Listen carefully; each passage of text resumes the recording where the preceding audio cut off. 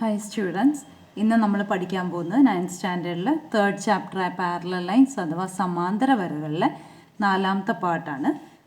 അതായത് page number 46-ലെ second question ആണ് നമ്മൾ ചെയ്യുന്നത്. ക്വസ്റ്റ്യൻ ഇതാണ്: draw A triangle of each of the types below of perimeter 13 centimetres. ഒന്നാമത്തെ ഈക്വലാറ്ററൽ ട്രയാങ്കിൾ വരയ്ക്കണം. രണ്ടാമത്തെ സൈഡ്സ് ഇൻ ദ റേഷ്യോ 3:4:5 വരയ്ക്കണം. മൂന്നാമത്തെ isosceles with lateral side 1.5 times the base. അതായത് ചുവടെ പറയുന്ന ഓരോ തരത്തിലുള്ള ത്രികോണം ചുറ്റളവ് 13 സെൻറ്റിമീറ്ററായി വരയ്ക്കുക. ഒന്നാമത്തെ സമഭുജ ത്രികോണം, രണ്ടാമത്തെ വശങ്ങൾ തമ്മിലുള്ള അംശബന്ധം തന്നിട്ടുണ്ട് 3:4:5. മൂന്നാമത്തെ പാർശ്വവശങ്ങൾ പാദത്തിൻ്റെ 1.5 മടങ്ങായ സമപാർശ്വ ത്രികോണം. അപ്പോൾ ആദ്യത്തെ നമുക്ക് നോക്കാം. ഇപ്പോൾ പെരിമീറ്റർ അഥവാ ചുറ്റളവ് 13 സെൻറ്റിമീറ്റർ ആണ്. അപ്പോൾ നമ്മൾ ആദ്യം 13 സെൻറ്റിമീറ്റർ എടുക്കുന്നു. ഇതിൻ്റെ ഒരു ക്വസ്റ്റ്യൻ നമ്മൾ ഓൾറെഡി ചെയ്തതാണ് അല്ലേ. 13 സെൻറ്റിമീറ്റർ വരച്ചു. ഇനി നമുക്ക് വേണ്ടത് ഒരു സമഭുജ ത്രികോണം അഥവാ ഇക്വലാറ്ററൽ ട്രയാങ്കിളാണ്. അപ്പോൾ ഇക്വലാറ്ററൽ ട്രയാങ്കിളിൻ്റെ 3 സൈഡ്സും ഈക്വൽ ആയതുകൊണ്ട് ഈക്വൽ ആയിട്ടുള്ള മെഷേഴ്സ്, അതായത് ഇപ്പോൾ 4 സെൻറ്റിമീറ്റർ എടുക്കുകയാണെങ്കിൽ 4+4+4 3 വശങ്ങളാണല്ലോ ഉള്ളത്.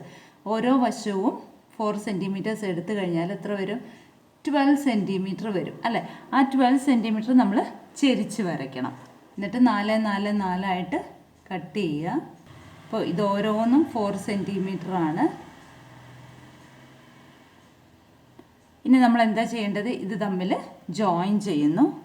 ഇനി നമുക്ക് ഈ ലൈനിന് പാരലൽ സമാന്തരമായിട്ട് ഈ 2 പോയിന്റിൽ കൂടെ നമുക്ക് വരയ്ക്കണം. അതിന് സെറ്റ് സ്ക്വയർ ഉപയോഗിക്കണം. ഏത് ലൈനിനാണോ പാരലൽ ആയിട്ട് വരയ്ക്കേണ്ടത് അതിലേക്ക് സെറ്റ് സ്ക്വയർ ചേർത്ത് വെക്കുക. സെറ്റ് സ്ക്വയറിൻ്റെ മറ്റേ വശത്തേക്ക് സ്കെയിലും ചേർത്ത് വെച്ച് ഇതുപോലെ ചേർത്ത് വെക്കുക. ചേർത്ത് വെച്ചിട്ട് സെറ്റ് സ്ക്വയർ പതുക്കെ മൂവ് ചെയ്ത് ആ പോയിന്റിൽ എത്തിക്കുക. ഈ 2 പോയിന്റിൽ കൂടെയും പാരലൽ ലൈൻസ് വരച്ചു. അതായത് ഈ ടോട്ടൽ 13 സെൻറ്റിമീറ്റർ ഉണ്ടായിരുന്നതിനെ 3 ഈക്വൽ പാർട്സ് ആയിട്ട് ഡിവൈഡ് ചെയ്തു. ഇനി നമുക്ക് ഇക്വലാറ്ററൽ ട്രയാങ്കിൾ ആണ് വരയ്ക്കേണ്ടത്. അപ്പോൾ ഏതെങ്കിലും ഒന്നിൻ്റെ അളവെടുത്ത് താഴേക്ക് എടുത്ത്, അപ്പോൾ ഇത് ബേസ് ആയിട്ട് എടുത്താൽ മതി. ഇപ്പോൾ ഇങ്ങനെ ഒരു ട്രയാങ്കിൾ നമുക്ക് കിട്ടും. അപ്പോൾ ഇതിനങ്ങ് മായ്ക്കുകയാണ്. കോമ്പസിൽ ഈ അളവെടുക്കുന്നു, എന്നിട്ട് താഴേക്ക് ആർക്ക് വരയ്ക്കുന്നു. ആദ്യത്തെ ആർക്ക് വരച്ചു. ഇനി ഇവിടെ മെറ്റൽ ടിപ്പ് വെച്ചുകൊണ്ട് രണ്ടാമത്തെ ആർക്കും വരയ്ക്കാം. ജോയിൻ ചെയ്ത് കഴിയുമ്പോൾ നമുക്ക് ഈക്വലാറ്ററൽ ട്രയാങ്കിൾ കിട്ടും. അപ്പോൾ ഇതാണ് നമ്മുടെ ഈക്വലാറ്ററൽ ട്രയാങ്കിൾ. ഇതിൻ്റെ പെരിമീറ്റർ അഥവാ ചുറ്റളവ് 13 സെൻറ്റിമീറ്റർ ആണ്. ഇനി നമുക്ക് രണ്ടാമത്തെ നോക്കാം. വശങ്ങൾ തമ്മിലുള്ള അംശബന്ധമാണ് അവിടെ തന്നിരിക്കുന്നത്. 3:4:5 റേഷ്യോ തന്നിട്ടുണ്ട്. അപ്പോൾ നമുക്ക് അത് വരയ്ക്കാം. ഇവിടെയും ചുറ്റളവ് 13 സെൻറ്റിമീറ്റർ ആണല്ലോ. അപ്പോൾ ആദ്യം നമ്മൾ 13 സെൻറ്റിമീറ്റർ വരയ്ക്കുന്നു. ഇനി നമുക്ക് റേഷ്യോ തന്നിട്ടുണ്ട്, 3 വശങ്ങളുടെ റേഷ്യോ തന്നിട്ടുണ്ട്. അപ്പോൾ അവ തമ്മിൽ നമ്മൾ കൂട്ടുക ചെയ്യുന്നത്. 3ഉം 4ഉം 5ഉം റേഷ്യോ ആയിട്ടാണ് മുറിക്കേണ്ടത് അല്ലേ. അപ്പോൾ എത്ര വരും? 12. അപ്പോൾ ആ 12 സെൻറ്റിമീറ്ററാണ് നമ്മൾ ഇങ്ങോട്ട് ചെരിച്ച് വരയ്ക്കുന്നത്. 12 സെൻറ്റിമീറ്റർ ചെരിച്ച് വരച്ചിട്ട് 3ഉം 4ഉം 5ആയിട്ട് കട്ട് ചെയ്യണം. അപ്പോൾ ആദ്യത്തെ പോയിന്റ് 3, പിന്നെ 4, പിന്നെ 5. അപ്പോൾ ഇതാണ് 3 സെൻറ്റിമീറ്റർ, ഇത് 4 സെൻറ്റിമീറ്റർ, ഇത് 5 സെൻറ്റിമീറ്റർ. ഇനി ജോയിൻ ചെയ്യണം. ജോയിൻ ചെയ്തു. ഇനി ഈ ലൈനിന് പാരലലായിട്ട് സമാന്തരമായിട്ട് ഈ 2 ബിന്ദുക്കളിൽ കൂടി വരയ്ക്കണം. അതിനുവേണ്ടി ഏത് ലൈനിന് പാരലലാണോ വരയ്ക്കേണ്ടത് അതിലേക്ക് സെറ്റ് സ്ക്വയർ ചേർത്ത് വെക്കുക. സ്കെയില് സെറ്റ് സ്ക്വയറിൻ്റെ മറ്റേ വശത്തേക്കും ചേർത്ത് വെക്കുക.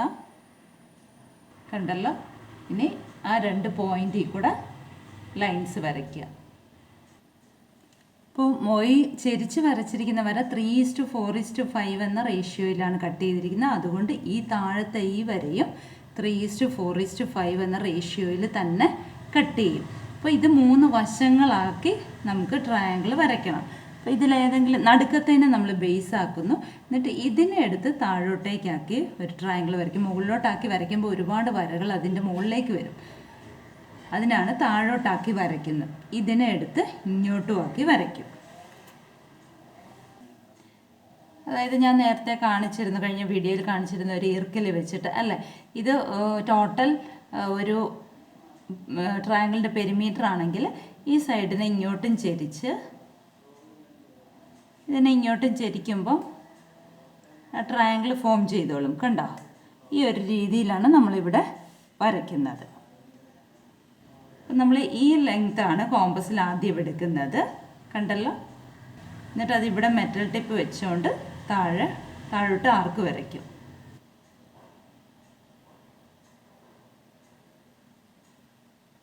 ആർക്ക് വരച്ചല്ലോ. ഇനി ഈ അളവെടുക്കാം, കണ്ടല്ലോ. ആ അളവെടുത്ത് താഴോട്ട് ആർക്ക് വരയ്ക്കാം. രണ്ടാർക്കും കൂട്ടിമുട്ടുന്ന പോയിന്റിലേക്ക് നമുക്ക് ഇവിടെ നിന്നും ജോയിൻ ചെയ്ത് ട്രയാങ്കിൾ കംപ്ലീറ്റ് ആക്കാം. നമുക്ക് ട്രയാങ്കിൾ കിട്ടിയല്ലോ. ഇതാണ് സൈഡ്സ് 3:4:5 പെരിമീറ്റർ 13 സെൻറ്റിമീറ്ററുമായിട്ടുള്ള ഒരു ട്രയാങ്കിൾ. ഇനി നമുക്ക് മൂന്നാമത്തെ പാർട്ട് ചെയ്യാം. മൂന്നാമത്തെ ചോദ്യത്തിൽ ഒരു ഐസോസ്ലിസ് ട്രയാങ്കിൾ അഥവാ സമപാർശ്വ ത്രികോണമാണ് വരയ്ക്കേണ്ടത്.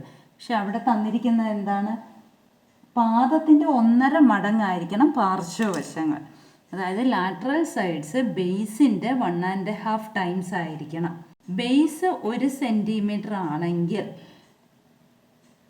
ലാറ്ററൽ സൈഡ്സ് അഥവാ പാർശ്വവശങ്ങൾ 1.5 സെൻറ്റിമീറ്റർ ആയിരിക്കും. മനസ്സിലായോ? അല്ലെങ്കിൽ ബേസ് 2 സെൻറ്റിമീറ്റർ ആണെങ്കിൽ, 1ൻ്റെ ഇരട്ടി 2 ആണെങ്കിൽ ഈ 2ൻ്റെ 1.5 ടൈംസ്, അതായത് 1.5യുടെ ഇരട്ടി ആയ 3 സെൻറ്റിമീറ്റർ വരും. ലാറ്ററൽ സൈഡ്സ് ഈക്വൽ ആണല്ലോ, അപ്പോൾ ഇത് 3 സെൻറ്റിമീറ്റർ ആണല്ലോ. ഒരു സമപാർശ്വ ത്രികോണത്തിൻ്റെ 2 തുല്യമായ വശങ്ങൾക്കാണ് പാർശ്വവശങ്ങൾ അഥവാ ലാറ്ററൽ സൈഡ്സ് എന്ന് പറയുന്നത്. മറ്റേതാണ് ബേസ്. അപ്പോൾ ഇവിടെ പറഞ്ഞിരിക്കുന്നത് ബേസിൻ്റെ 1.5 മടങ്ങാണ് ലാറ്ററൽ സൈഡ്സ്. അപ്പോൾ ബേസ് 1 സെൻറ്റിമീറ്റർ എടുത്താൽ ലാറ്ററൽ സൈഡ്സ് 1.5 വെച്ച് വരും. അല്ലെങ്കിൽ ബേസ് 2 എടുത്താൽ ലാറ്ററൽ സൈഡ്സ് 3 സെൻറ്റിമീറ്റർ വെച്ച് വരും. അപ്പോൾ 3 വശങ്ങൾ നമുക്ക് കിട്ടി. ഇവിടെ ഫ്രാക്ഷനായിട്ട് വരുന്നതുകൊണ്ട് നമ്മൾ ആ ഫ്രാക്ഷൻ ഒഴിവാക്കാൻ വേണ്ടിയിട്ടാണ് നമ്മൾ ഈ 2 സെൻറ്റിമീറ്റർ എന്നുള്ളത് എടുത്തത്. അപ്പോൾ ഇവിടെ 3 സെൻറ്റിമീറ്ററും ഇവിടെയും 3 സെൻറ്റിമീറ്റർ വരും. അപ്പോൾ നമുക്ക് റേഷ്യോ എങ്ങനെ എഴുതാം? 3:2:3 എന്ന് എഴുതാം. നടുക്ക് ബേസും അപ്പുറം ഇപ്പുറവും ലാറ്ററൽ സൈഡ്സും വരുന്ന രീതിയിൽ എഴുതാം. ഇവിടെയും പെരിമീറ്റർ എത്ര തന്നെയാണ്? 13 സെൻറ്റിമീറ്റർ ആണ്. ചുറ്റളവ് 13 സെൻറ്റിമീറ്റർ ആണ്. അപ്പോൾ നമുക്ക് ആദ്യം 13 സെൻറ്റിമീറ്റർ വരയ്ക്കാം. 13 സെൻറ്റിമീറ്റർ വരച്ചു. ഇനി 3+2+3 നോക്കുക. 3+2+3 എത്ര വന്നു? 8 സെൻറ്റിമീറ്റർ വന്നു. ആ 8 സെൻറ്റിമീറ്റർ ചെരിച്ച് വരയ്ക്കണം.